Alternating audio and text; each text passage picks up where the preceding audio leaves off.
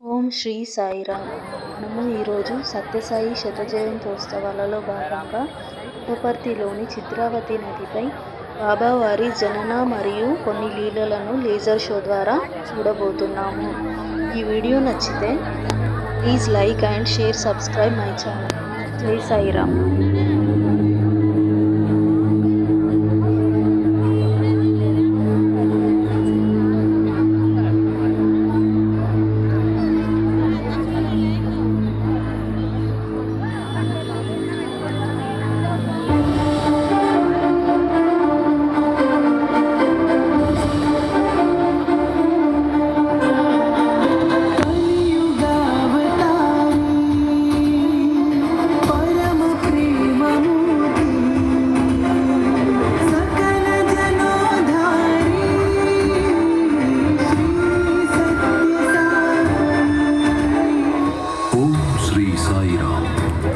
మన ప్రియాతి ప్రియమైన భగవాన్ శ్రీ సత్య సాయి బాబా వారి జన్మభూమి కర్మభూమి అయిన పుట్టపర్తికి మీ అందరికీ సాదర సుస్వాగతం. శ్రీ సత్య సాయి సెంట్రల్ ట్రస్ట్ మొట్టమొదటిసారిగా చిత్రావతిలో వాటర్ ప్రొజెక్షన్ ప్రదర్శనను మన ప్రియమైన స్వామి దివ్య చరణాలకు సమర్పిస్తోంది. రండి, మనందరం కలిసి భక్తి శ్రద్ధలతో సాయిని సేవిద్దాం, సాయిని ప్రేమిద్దాం.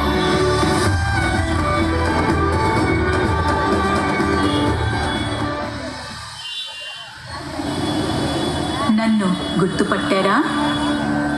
యమున, సరయూ నదుల్లా భగవంతుని అనుగ్రహానికి నోచుకున్న దానిని, పరమ శివుని స్పర్శతో పునీతమైన పావన గంగా నది అంతా అదృష్టవంతురాలిని, మీ చిత్రావతిని.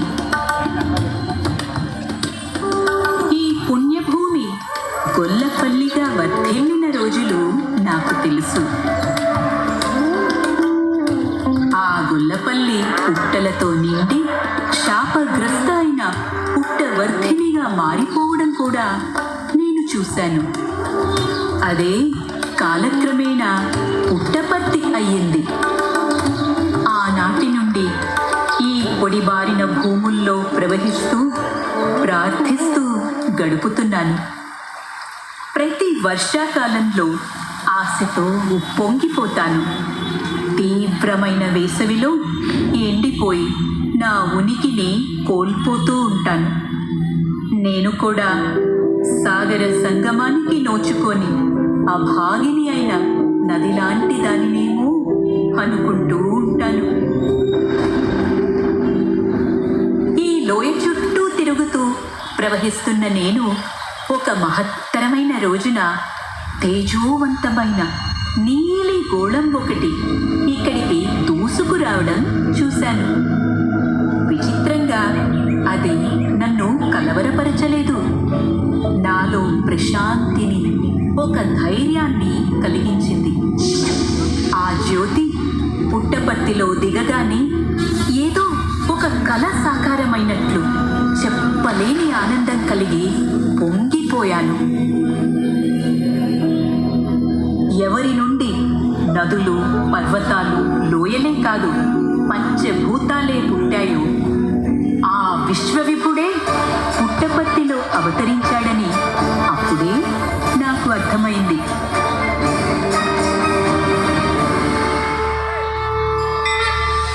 కొంతకాలం తరువాత గ్రామం నుండి తీరానికి వచ్చిన మహిళలు కొందరు ఒక అద్భుతమైన సంఘటన గురించి మాట్లాడుకుంటుంటే నేను విన్నాను. ఈశ్వరమ్మ ఇంట్లో ఏం జరిగిందో విన్నావా? అయ్యో, ఏం జరిగింది? బాగానే ఉందా? ఆమె గర్భవతి కదా. సత్యమ్మ తల్లి దయతో బాగుంటే అంతే చాలు. బాగానే ఉందిలే. అసలు సంగతి అది కాదు. నిన్న రాత్రి వాళ్ళింట్లో తంబూర, మద్దెర, తాళాలు, ఇతర వాద్యాలు వాటంతట అవే మోగడం మొదలెట్టాయట. అమ్మో, నిజంగా విడ్డూరమే. ఎవ్వరి శ్వాస పిల్లగాలి సంగీతానికి ఊపిరో, ఎవ్వని గుండె సవ్వడితో గ్రహాలన్నీ లయబద్ధంగా చరిస్తాయో ఆ జగన్నాటక సూత్రధారి అవతరించాడని అర్థమైంది. ఆనాడు నేను చూసిన నీలి కాంతిపుంజం అవతరణ ఆయన ఆగమనానికి సూచన. తనకు సత్యనారాయణ అని పేరు పెట్టడం ఎంతైనా సమంజసం. ఎందుకంటే ఆయన ఒక్కరే సత్యం. సత్య, నా చిన్నారి సత్య. వారి సమీపంలో ప్రవహిస్తూ ఆయన తన స్నేహితులతో కలిసి నా వద్దకు వచ్చినప్పుడు లెక్కలేనన్నిసార్లు పాద నమస్కారాలు పొందిన నేను ఆయన నాపై కురిపించిన అనుగ్రహ వర్షానికి కృతజ్ఞత ఎలా తెలుపను? సత్య, నీళ్ళు చాలా చల్లగా ఉన్నాయి. ఇంత పొద్దున్నే వచ్చి స్నానం చేయాలంటావా? అవునవును, కాసేపు ఆగి రావచ్చు కదా. ఎండెక్కాక వస్తే బాగుంటుందేమో. అటు చూడండి, సూర్యుడు ఉదయించబోతున్నాడు. ఈ సమయాన్నే బ్రహ్మ ముహూర్తం అంటారు. ఈ సమయం దైవాన్ని ప్రార్థించడానికి విశిష్టమైన సమయం. ఉదయాన వెలుగు వచ్చాక మనం స్పష్టంగా చూడగలం. చీకటి రాత్రి వేళ మనం నిద్రపోతాం. మనం జాగ్రత్తగా ఉండవలసింది సంధ్యాకాలంలోనే కాదంటారా? అలాగే మన జీవితాల్లో సంధ్యా సమయం పొడచూపినప్పుడు మనకి దైవానుగ్రహం అవసరం. అందుకు సంధ్యా సమయంలో తప్పక ప్రార్థించాలని శాస్త్రాలు చెబుతున్నాయి. సత్య, నీకు ఇవన్నీ ఎలా తెలుసు? నువ్వు మా అందరికీ గురువువి. అవునవును, సత్యమే మన గురువు. అలాగే రండి, స్నానాలు ముగించుకొని హనుమాన్ గుడికి వెళ్దాం. అక్కడ మనం పండరి భజన మొదలు పెట్టచ్చు. స్నానం చేస్తూ నేను చెప్పినట్లు అనండి. గోవిందేతి సదా స్నానం, గోవిందేతి సదా జపం, గోవిందేతి సదా జపం, గోవిందేతి సదా ధ్యానం, గోవిందేతి సదా ధ్యానం, సదా గోవింద కీర్తనం, సదా గోవింద కీర్తనం. అలా విశ్వగురువైన సత్య నా తీరంలోనే ఆయన బోధలు మొదలుపెట్టారు. ఇంతకన్నా కావలసింది నాకు ఏముంటుంది? కానీ ఒక్క క్షణం, నా స్వామి అవతారంలో నేను చూడబోతున్నది ఇంకా ఎంతో ఉంది. కొన్నాళ్లకు నా స్వామి దూరంగా ఉన్న కమలాపురం ఉరవకొండలకు వెళ్ళిపోయారు. ఎప్పుడో స్కూల్ సెలవుల్లో ఇలా వచ్చి అలా వెళ్ళిపోతూ ఉండేవారు. ఒకసారి అక్టోబర్ నెలలో సత్య తిరిగి వచ్చారు. చాలా మారిపోయారు. ఆయన దృష్టి ఇప్పుడు సుదూర తీరాల్లో ఎక్కడో ఉంది. ఆయనని ఇప్పుడు అందరూ సాయిబాబా అని, బాల సాయి అని పిలుస్తున్నారు. దాచిపెట్టిన మొగ్గ వికసించింది. దాని పరిమళం ఇప్పుడు అన్ని ప్రాంతాల నుండి జనాలను ఆకర్షిస్తుంది. స్వామిని చూడాలని ఎంతో మంది ఎడ్ల బళ్ళల్లో నన్ను దాటి వెళ్ళేవారు. స్వామి నా తీరం మీదే నిలబడి వారి కోసం ఎంతో ప్రేమగా ఎదురు చూస్తూ ఉండేవారు. అప్పుడే నాకు మంచి రోజులు వచ్చాయి. సాయంకాలం వేళల్లో, ముఖ్యంగా పున్నమి రాత్రుల్లో స్వామి తన భక్తులందరినీ నా ఇసుక తిన్నెల వద్దకు తీసుకుని వచ్చేవారు.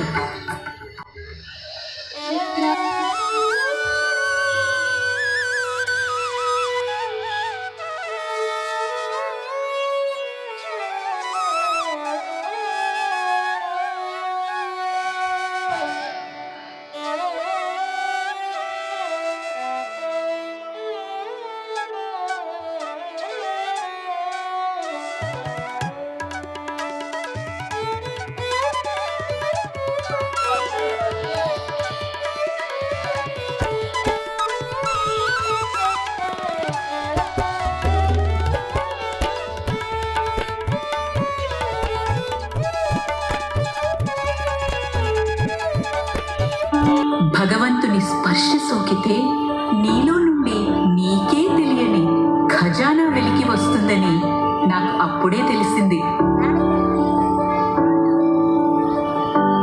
నాలో నుండి స్వామి తీసిన విగ్రహాలు, బహుమతులకు లెక్కే లేదు. లోహపు వస్తువులు మాత్రమే కాదు, మామిడి పళ్ళు, మిఠాయిలు కూడా. చివరికి ఇసుకలో నుండి మసాలా దోశను కూడా రప్పించారు. ఒకసారి స్వామి ఒక గుప్పెడు ఇసుకను తీసుకుని తన భక్తుని చేతిలో పోశారు. అది భగవద్గీతగా మారింది. నా స్వామి చెయ్యలేనిది ఏముంది? నేను ఒక రోజున ఒక గొప్ప సాక్షాత్కారాన్ని వీక్షించగలిగాను. స్వామి కొందరు భక్తులను అదిగో ఆ కొండ మీదకు తీసుకుని వెళ్ళినప్పుడు జరిగిన సంఘటన అది. ఓనాటి సాయం సంజ వేళ కల్పతరువు సమీపాన కొండపై ఉదయ భానుని వలె ప్రకాశిస్తూ నా స్వామి నిలబడ్డారు. నిశ్శబ్దం కూడా వణికే గంభీర స్వరంతో స్వామి, మీకిప్పుడు సూర్యుణ్ణి చూపిస్తాను అన్నారు. అప్పుడు సంధ్యాకాశం అగ్నిలా విరాజిల్లింది.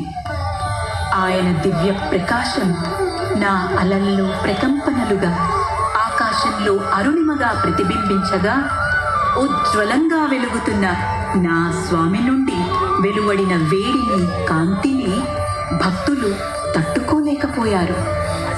ఆపై స్వామి మృదువుగా, ఇప్పుడు చంద్రుని చూడండి అన్నారు. అంతే, ప్రపంచమంతా వెండి వెలుగులో నిశ్చలంగా నిలిచిపోయింది. మరొకసారి స్వామి తమ త్రినేత్రాన్ని తెరిచారు. ఆకాశమే ఆయన ముఖబింబమవగా నున్నుదుటి నుండి కరిగిన నక్షత్రాల్లా ఎగసిన కాంతి పుంజాలతో సమస్త గగనం ప్రకాశించింది. సమ్మోహనకరమైన స్వామి దివ్య ప్రభను చూసి అనంతుడైన నా సాయికి సృష్టి మొత్తం మోకరిల్లింది. నా ఆనందాశ్రువులు పొంగి ప్రవహించాయి. నా ప్రభు, నా స్వామి, ఆయన గురించి ఏమని చెప్పాలి? ఆయన నా వద్దకు వచ్చి నా చెంతన నిలిచి తమ పాదాలను స్పృశించనిచ్చారు. తన సన్నిధిని చేరాలనే ఆతృతతో నన్ను దాటి వెళ్ళే తమ భక్తుల పాదాలను కూడా తాకనిచ్చారు. నాకు దక్కిన ఇంతటి ఆశీస్సులకు అసూయపడిన ఆ గంగమ్మ కూడా స్వామి దర్శనానికి తరలి వచ్చింది. ఒకరోజు భక్తులందరూ చూస్తుండగా పెద్ద అల ఒకటి పాత మందిరం వైపు వచ్చింది. వారందరూ నాకు వరద వచ్చిందని, పుట్టపర్తి మునిగిపోతుందని అనుకున్నారు. అప్పుడు స్వామి వారితో, భయం లేదు, గంగామాత ఎంతో దూరం నుండి నా దర్శనానికి వచ్చింది అని చెప్పారు. ఆ నీరు పొంగి పెద్ద గోడలాగా స్వామి ఎదురుగా నిలబడడం చూసి అందరూ నిశ్చేష్టులయ్యారు. అంతలో స్వామి, గంగ వచ్చింది, ఆమెకు పూజలు చేయరా? వెళ్ళండి, వెళ్ళి టెంకాయలు, పూలు తెండి అన్నారు. స్వామి స్వయంగా టెంకాయలు కొట్టి తమ భక్తుల చేత ఆమెకు హారతులిప్పించారు. ఎంత అద్భుతమైన దృశ్యం! శివశక్తి స్వరూపుడు అక్కడ నిలబడితే గంగమ్మ ఆయన పాదాలు కడిగింది. అప్పుడు స్వామి, గంగా, అంత దూరం నుండి నా కోసం వచ్చావు, చాలా సంతోషం, ఇక నువ్వు వెళ్ళవచ్చు అన్నారు. అంతే, ఆ క్షణమే గంగమ్మ అంతర్ధానమైపోయింది. వెళ్తూ వెళ్తూ స్వామి పాదాల చెంత అతిలోక సుందరమైన ఒక పుష్పహారాన్ని వదిలి వెళ్ళింది. స్వామి విషయంలో ఏది లీల, ఏది కాదు అని ఎలా చెప్పగలను? మీరే చూడండి, ఆయన ఈ బీడు భూమిని సుందరంగా నిర్మలంగా మార్చేయలేదా? విద్యా సంస్థలు, వైద్య సంస్థలు, ఎటువంటి భేదభావాలు లేకుండా మానవాళి అంతటినీ తన కౌగిట పొదువుకునే ప్రశాంతి నిలయం. ఆ కలియుగ అవతారుని శత జయంతి జరుపుకోవటానికి ప్రపంచమంతా పవిత్రమైన ఆయన జన్మభూమికి, ఈ కర్మభూమికి తరలి వస్తున్నారు. ఇటువంటి సమయంలో ఆయనకు నివాళి అర్పించకుండా నేనెలా ఉండగలను? స్వామి శత జయంతి జరుపుకోవటానికి అందరినీ ప్రేమించు, అందరినీ సేవించు అన్న ఆయన సందేశాన్ని మన హృదయ మందిరాలలో నిలుపుకోవడమే ఉత్తమమైన మార్గం.